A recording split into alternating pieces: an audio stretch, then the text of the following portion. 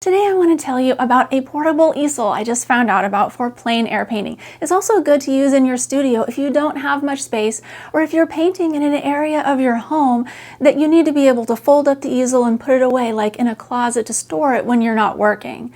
So this easel is by KraftGeek, and just for full disclosure, they sent me this easel for free to review. But I do want to make clear that I don't give automatic positive reviews just because a company sends me a product. I've made many reviews on my channel that weren't so good, and I am specifically going to be evaluating this easel for its negatives and downsides, so that way you can know what you're getting yourself into if you decide to purchase it, and also you'll get to know if it will work for your needs. First, for the positives, it fits a variety of canvas sizes. This is a 16 by 20 inch canvas I have set up in here, but you can do as small as 11.25 inches wide by 26 inches tall. Now this canvas is 3/4 of an inch thick. You can see on this clip, if you were painting outside and there were wind, it would be bouncing around in here a little bit, depending on what direction the wind is coming from. But it does give you some level of security. So I'm going to take the canvas off of here so you can see what the easel actually looks like without a canvas on there. This is what it looks like folded up. It is so compact, and it only weighs a little under 4 pounds. So if you're wanting to take this out, like hiking onto a location, you could slip this in a backpack and go with all of your art supplies. And so it's very portable. Now I want you to look at this easel. This is my French easel. This is the traditional plein air easel. I can't hardly even lift this thing up. I mean, most people can carry either one of these, but I have tendonitis and I'm not supposed to lift anything over 5 pounds. So this easel is something that I could actually use and move around. This one I have to show you is sitting on the table because I don't know, at least weighs a couple pounds more than this one. But you can see the difference in the bulkiness. If you're carrying this, I mean, it's a lot to carry, whereas this is so small. So I think just between the size differences, the KraftGeek easel is definitely better than this. Also, I'm not going to put together this easel, but I do just want to let you know that it is really inconvenient to put together. I always found it to be a struggle to get all of the legs stretched out and positioned where they needed to be. This easel is super easy to unfold, and I'm going to show you how to do it right now. So you start by just pulling these legs out. You got to give them a little bit of a push because they're kind of stuck on here. There's these little silicone pegs, and there's silicone feet on the bottom of here, and this allows it to get a really nice traction on the floor, and it's part of what makes it feel very sturdy. But what you do is you unlock these by just turning to the left and pulling out, and you can adjust this into varying different heights. And what I like is you can see here, Panda Bear, no, Panda Bear, I know, but you can't be getting into my stuff. I gotta do work. Cats.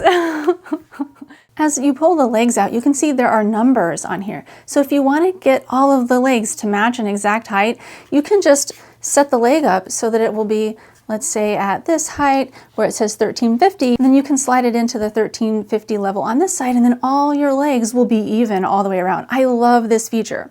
But basically what you do is you pull the legs out as far as you want them to go, and I'm setting it up at the highest height, and then you turn toward the right to lock the legs in place. Now you flip it over, and we've got the back leg, and I'm sliding this part all the way down. If you slide this all the way down, it's going to help open everything up.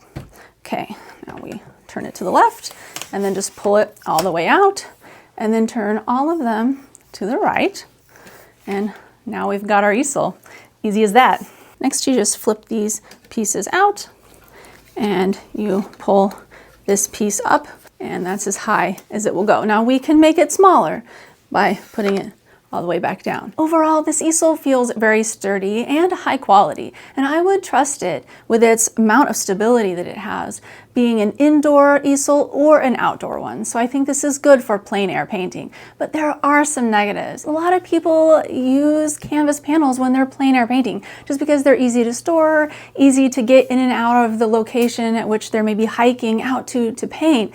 But if you put a canvas panel in this easel, there really is no way to secure it. I mean, I suppose if you try to get one taller, because this is an 11 by 14 size here, and so if you have this size, there's no way for the top to hold it.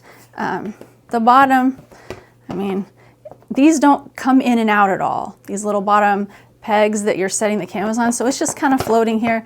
And if you've got some wind, it's just gonna fly everywhere. One tip, if you do want to use a canvas panel, you can get a clamp and you can clamp it to this, but you're gonna have to have the clamp on your painting and it's just gonna be securing it on here, but it is a possibility to do. So if you wanted to use this easel and you had to use it for panels, that would be what I would do. Along the size constraints of this, I wanna show you, this is an 8x10 canvas. You can see I kind of started painting on it and then gessoed over it for a tutorial on this YouTube channel, but I wanna show you. See, if you have an 8x10, it's not going to work at all. The other thing is the thickness of a canvas. This is a 1.5 inch thick canvas.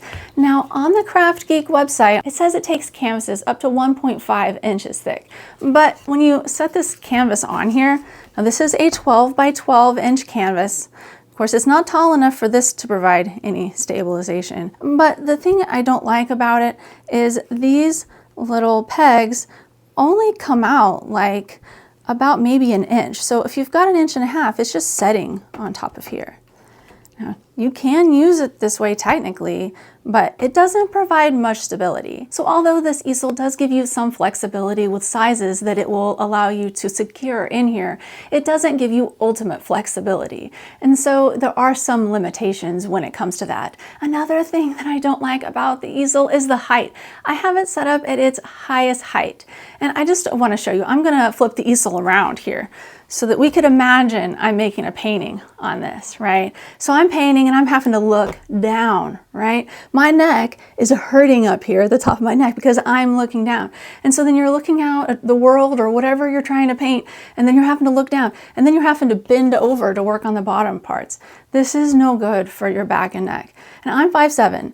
And so I would suggest if you are taller than that, like if you're 6 feet tall, this easel is going to be really uncomfortable to work on for several hours as you're painting. Now, if you're a shorter person, this easel might be great. The other thing about this easel is that it goes up and down. So if you want to sit at a chair, you could do that. Or if you want it to sit on a tabletop, it would work for that as well. So my impression overall is that I really like this easel. I know I just listed a whole bunch of negatives because there are, but when thinking about this easel versus my other portable easel, the French easel I showed you earlier, this easel is so much better. The French easel also had a lot of constraints when it came to the sizes of canvases it could hold and everything like that. Plus, it was just so hard to set up and tear down. This one's a lot easier because when I started painting 15 years ago, I didn't have a room that was dedicated in my home to make a studio in. So I had to paint in an area of my home that I used for other things. That meant having to tear down my easel and all of my painting setup every time after I got done working. So I exclusively used my French easel,